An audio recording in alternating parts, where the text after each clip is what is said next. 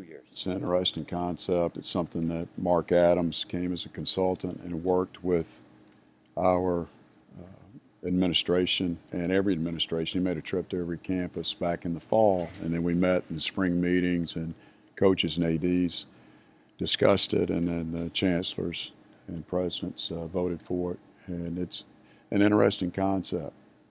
When Mark first came with that idea, what your initial reaction was? I mean, we had heard firsthand from some Conference USA schools, and some people had told us about it, and I'd read a couple of articles, but wasn't really sure at first. I definitely think some things need to change to possibly help us get a higher seed, and maybe we can get a team to the 11 line. I think that would be an awesome accomplishment for us. I don't think we're going to get an extra team in the tournament necessarily, but you never know.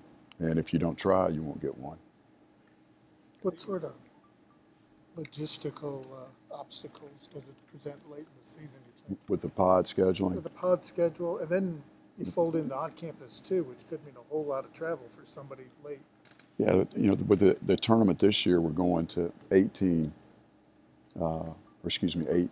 teams this year, and 7 will host 10, 8 will host 9, and then we'll bring 8 to Lakefront, and it'll be a double bye for the top 2 seeds, like we haven't done for the last 2 years. And UTA and ourselves this past year went 14-4, 16-2, and didn't win the tournament and get to NCAA. So a little bit better protection from that standpoint, and I think it's good to play on campus sites. It'll be a good experience for the universities. One team won't have to travel, whereas before you had 12 traveling to New Orleans. There'll be some that won't travel at all. They'll play at home unless they win, and make for a good format once we get to Lakefront. Especially for crowd and for revenue. Obviously, the games in New Orleans that y'all played in was probably the more populated games there, but that should just kind of cure all of those things, you could say, right? By having the home sites. Yes, to narrow it down. And there are a lot of schools that play home sites all the way through. The Atlantic Sun is one that's had a lot of success. And if you even look, University of Maryland, Baltimore County beat Vermont. Vermont was undefeated at home and lost in the championship game at home to go to the NCAA, and we all know what UMBC did. So it does provide a lot of excitement. And then, going to the Smoothie King Center in 20 will be a nice venue as well, an NBA arena. And our fans, administration, a lot of people have wanted to play downtown. Not that the lakefront's not a good arena too. It's been very good, and there's plenty of room there, but it's at the lakefront. And I think a lot of our fans would like to be downtown. And honestly, when you talk about those March Madness moments before the tournament starts, a lot of those moments come from the host, when teams are hosting at a site, storming the court, things of that nature. Those are the images that more stick out from a conference tournament than the neutral ACC tournament. Yeah, it should be exciting. And again, you're going to have more fans and students involved, especially for some of the teams. We're fortunate we're close to New Orleans, but some of the teams are far away, and travel and having students and just fan attendance is an issue. In terms of just recruiting down the line, how much more marketable is just having it at the Pelicans Arena, just, being able to be on the spotlight, seeing the NBA arena, people watching the highlights of the game? Well, it's a nice arena. I played a game in there. The last game at Sam Houston State that I coached, we played Baylor in the first round of the tournament, and I know it's improved some since then. So it's a good recruiting tool. It'll be good national recognition. It'll be exciting for our players to play in an NBA arena. You mentioned that Mark Adams kind of started this process in the fall. Who signed off on it? Did it have to go from the coaches and then AD's presidents? Who was the ultimate decision maker? The coaches met with Mark Adams at the spring meetings in Point Clear last month, and we discussed it. Then the ADs came in and we all discussed it and made recommendations, and then the presidents and chancellors are the one that made the final decision this past weekend in Atlanta. How important is it for the Sun Belt to, as you mentioned, hadn't done it the last few years, but protect those top seeds in hopes of getting the league's best team into the tournament? Well, it's certainly important, and you want your conference representative to go and win, and that's something that we weren't able to do the last last couple of years. And Georgia State was protected. They got in and beat Baylor in the first round. And then, of course, Little Rock was protected, and they got in and beat Purdue.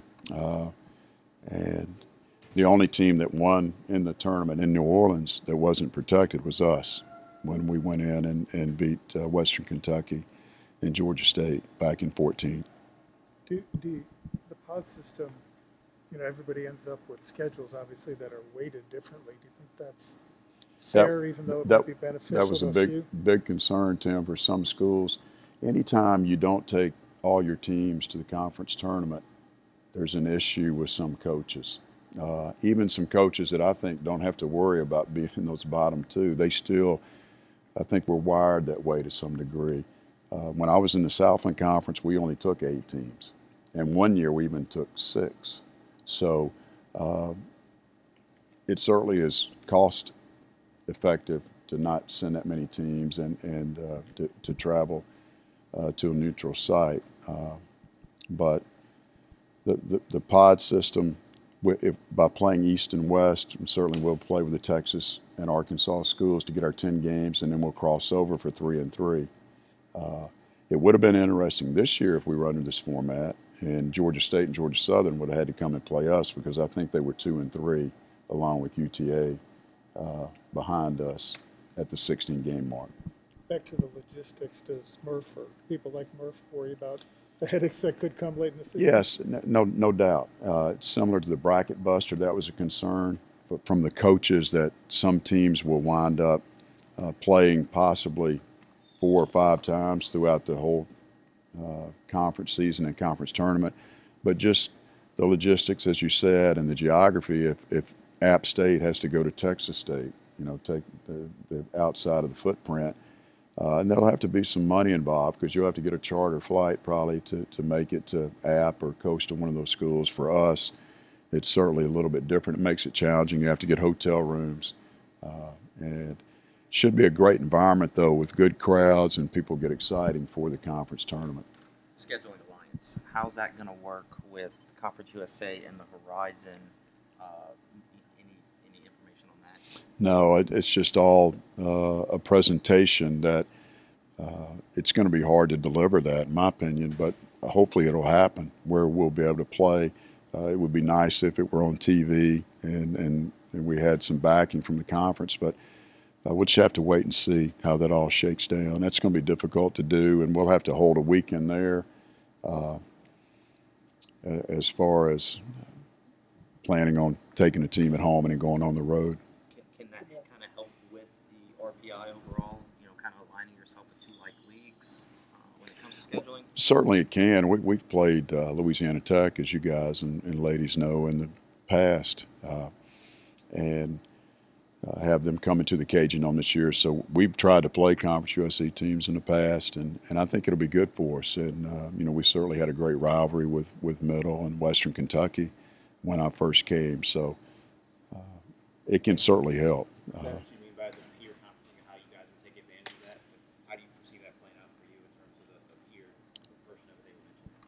Well, yes, it's going to help, because you're going to play a team, a like opponent that should have a good team, and they're going to try to match up if they can with the top teams from each league playing each other.